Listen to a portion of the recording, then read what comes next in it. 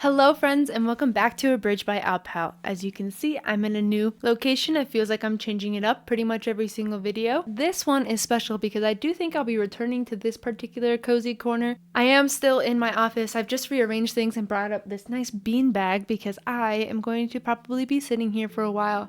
And why is that? Well, today I'm going to attempt reading the entirety of The Haunting of Hill House by Shirley Jackson in a single sitting.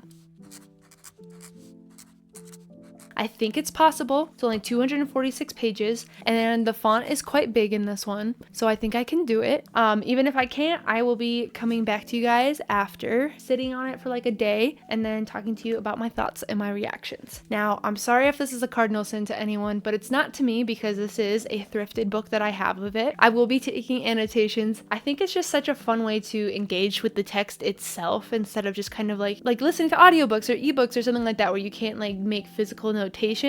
I don't feel as engaged with it. So I am a write in my book kind of girly, but fret not, I will be keeping this for probably a long time. I don't get rid of many books. Let's get started.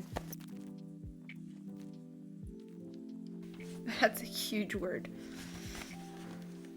Hey Siri, define indefatigable.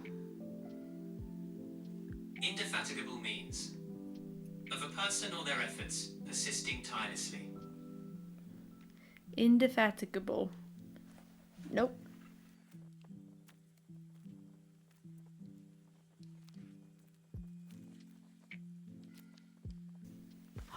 You know what? I don't know if I'm supposed to be making predictions along the way. Obviously, I haven't gotten to anything. I'm on page 15. But maybe if I have like a thought, I'll let you guys know as I'm reading it.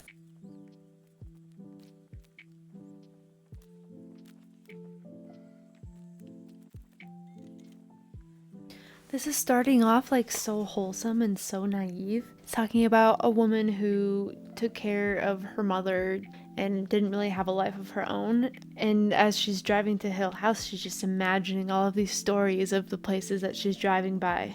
And it's actually really cute. My brother made homemade rye bread that I'm pretty excited about. So that's gonna be my little reading treat.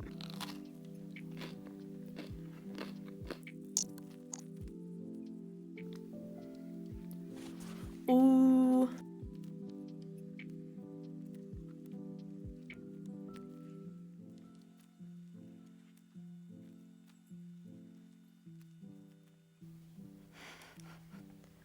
Theodora has a wonderful sense of humor. I'm very excited about her character.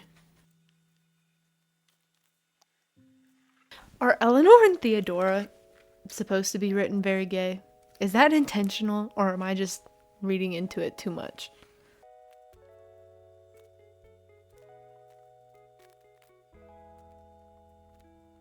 I'm at their first little meeting scene where they're all having a little martini together. They're just really leaning into the bit, like right away. I like that. These are good characters. They're gonna be good characters. I'm on page 62, so I'm making really good progress. I do think I'll be able to finish in a single setting and get one of my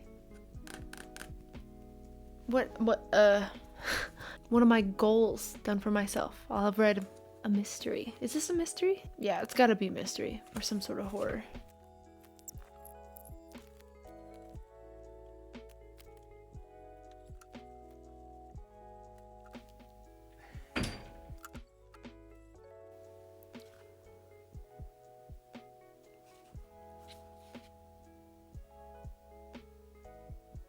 Oh, dang.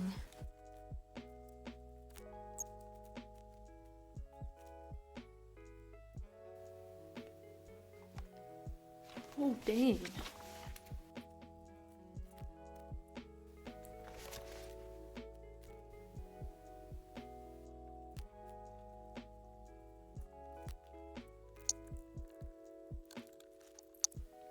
I'm now about a third of the way through, and I honestly could not tell you where this book is going. Like, obviously, there's some sort of ghost, some sort of paranormal activity going on, but I could not tell you what the rising action or climax of this book is going to be like at all.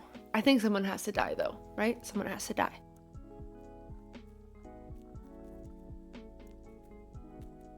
What is it with the stone lions? What's going on with Eleanor and the stone lions? Is she lying? Is she a pathological liar? Because she's saying that she has stone lions, even though the stone lions were something that she saw in her drive earlier that day, and that she used to have a little blue cup with stars painted on the inside, just like the girl that she saw at the place she stopped for lunch. So is she lying? Does she want to seem more interesting to Theodora?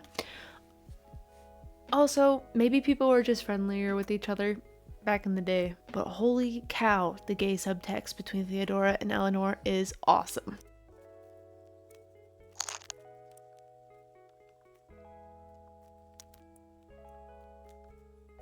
Oh, okay.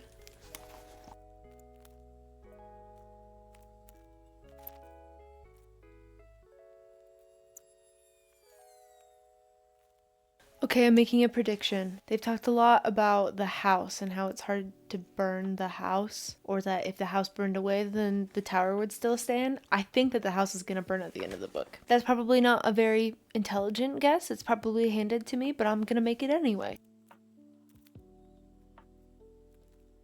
Theodore's painting her nails. I knew I liked her.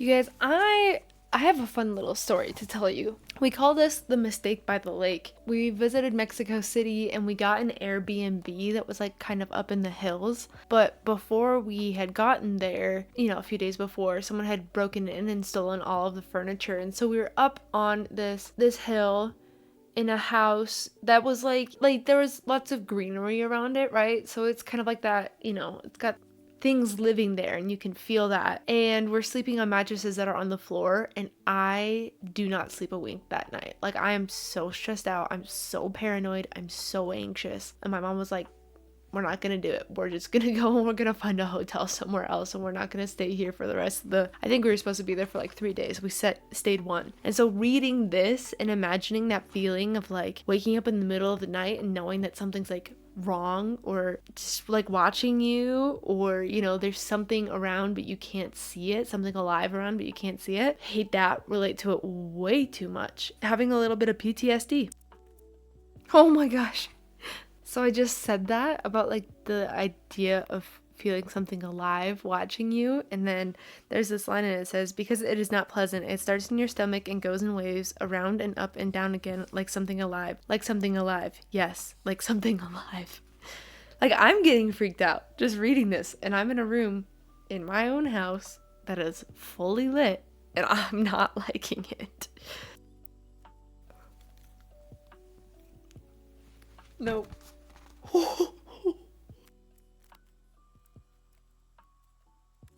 I hated that so much. Oh my gosh, they're just like sleeping and then they start hearing, oh my gosh, okay. This might not have been a great idea for me, but it's so short, I can get through it.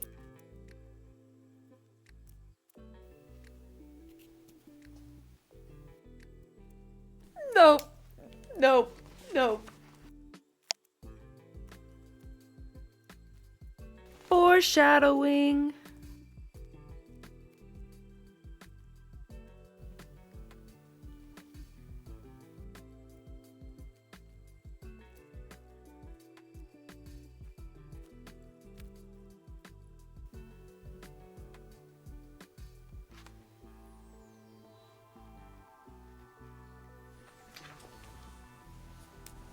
Nope.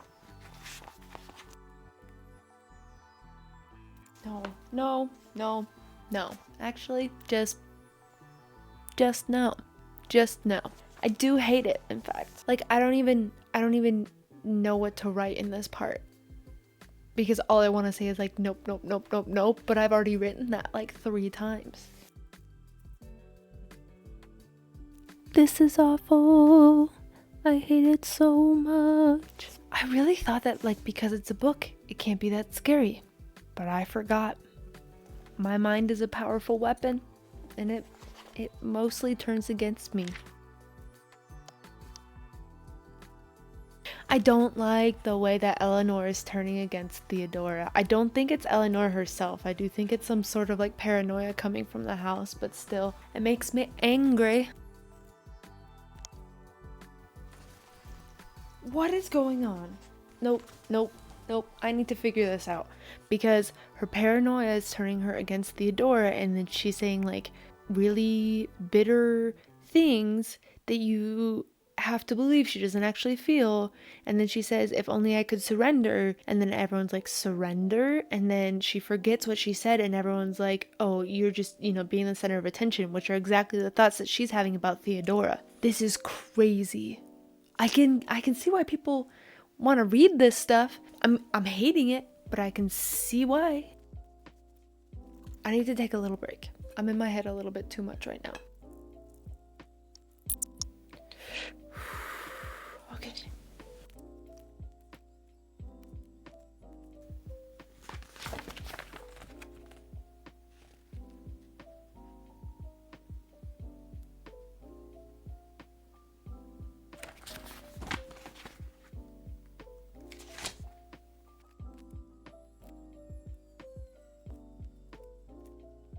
One of the lines says, now here is a Goya etching, a horrible thing for a little girl to meditate upon.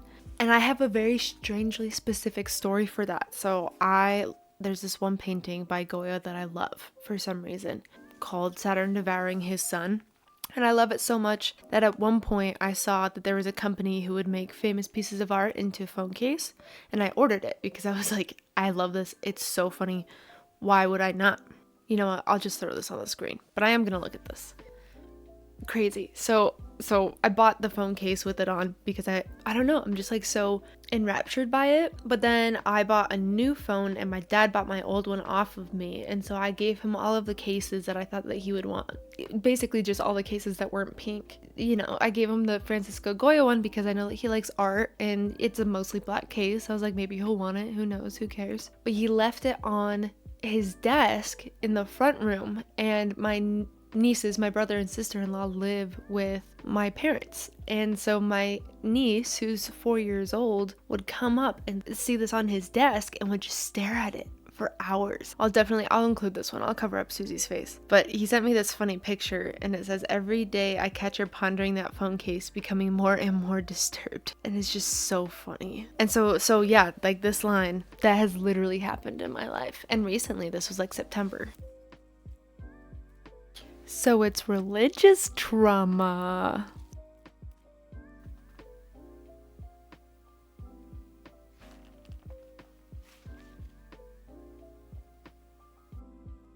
Okay, so I see now. I think this is the older daughter. Why the older daughter never got married. That is insane.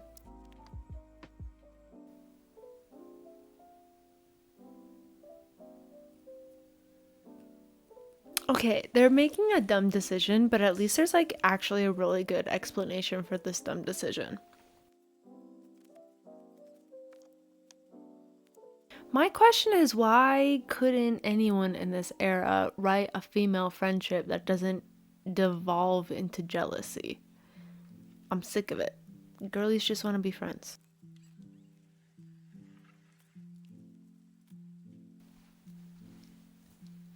Nope, nope.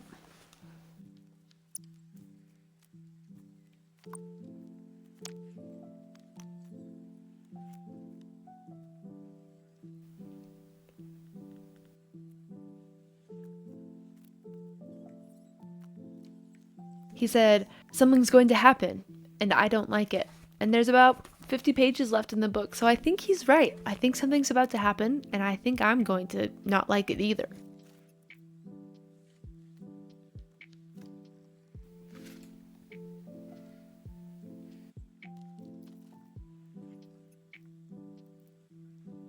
Mrs. Montague said that she smelled dust all night, and Eleanor smelled something in the library that she didn't like, so she never went in.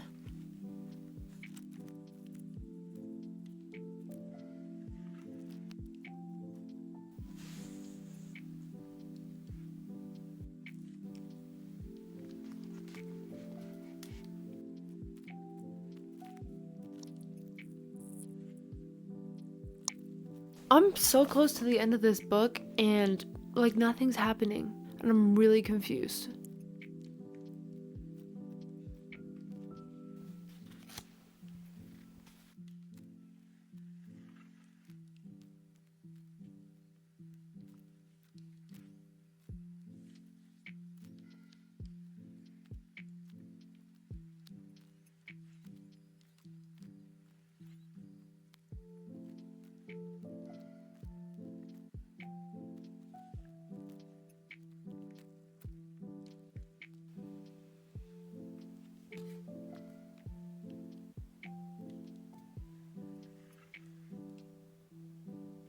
I think I expected kind of like a bigger ending to it, but I'm almost glad that I didn't get it because I think that would have freaked me out too much. Oh boy. Okay, that's gonna be a lot to digest. And I definitely should have started this earlier so that I wasn't finishing so close to when I needed to go to bed. But I did it, read it in a single sitting.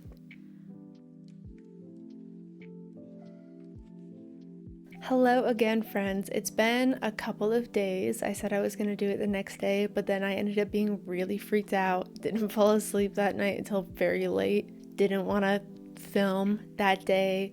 It continued in addition to other things to keep me up several nights in a row, but I'm all good now. I'm feeling a lot better, and I finally put together my thoughts so that we can talk about it a little bit. I enjoyed this book a 6 out of 10. But I would give the craftsmanship an 8 out of 10. I do think having two different scales for how much I liked a book and how quality I think it is important for me. I really, really enjoyed the journey from being naive and innocent to being fully corrupted that the main character went through. I mean, it was so crazy to sit back and compare the Eleanor that we see on the first few pages to the Eleanor that we see on the very last page. Well, second to last page. Technically, the last page doesn't have her on it, at least not for this edition.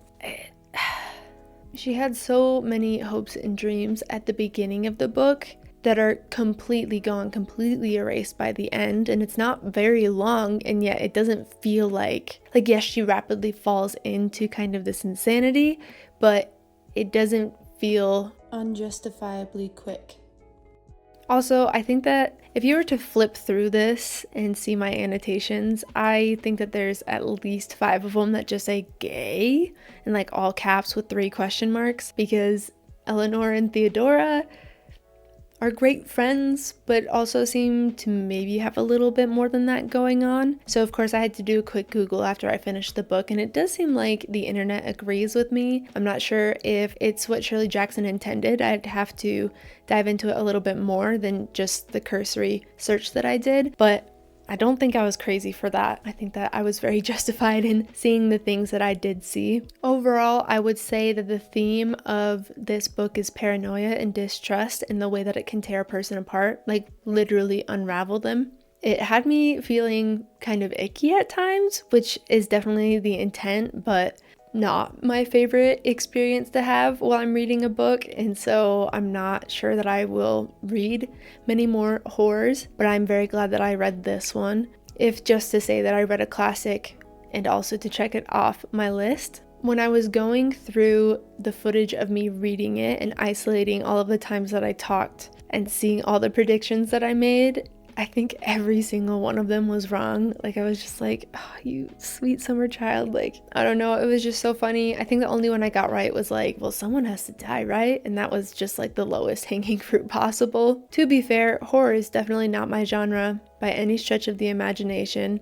So I'm definitely not as familiar with the tropes and the breadcrumb trails that authors leave for you as I am for sci-fi and fantasy. So it was a lot of grasping at air that I was doing just because I had no idea what I was doing. And we will end on the ending. I thought it was super anticlimactic if you take a step back and consider the way that it's going to affect the characters and the world as a whole. The way that it ends isn't going to have a huge impact, but it was still so dramatic and so well done because of the point of view that you get the ending from through.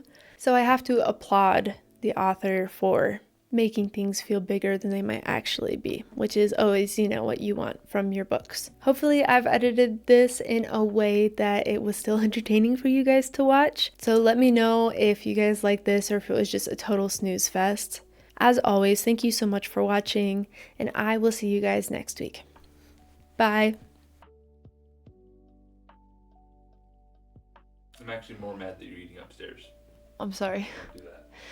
But I wanted to have bread, but I also needed to film. Okay. Do you want to take it back downstairs? I'm just saying you can't eat up here. That's the rule. Okay. Yeah? A lot of times I've seen YouTubers get like monitors, Yeah. and you could just use the ones Dad gave you. It's like hanging from the drive. Because it is kind of hard. It's kind of stressing me out. Oh, it's stressing me out too. Yeah, no, it's stressing me out a lot. I don't think I'll do all my videos here. I'm saying with the long lens. Oh yeah. Jaden. You got the blanket in it now. Come on, Jaden. Do you want to take the bread downstairs? No. Okay. I just want you to repent and never do it again. Well, I know, but you wanted me to try the bread. And I didn't want to be rude and not try your bread because you were so excited about it. But then I also... Jaden... I'll kill you. That's a better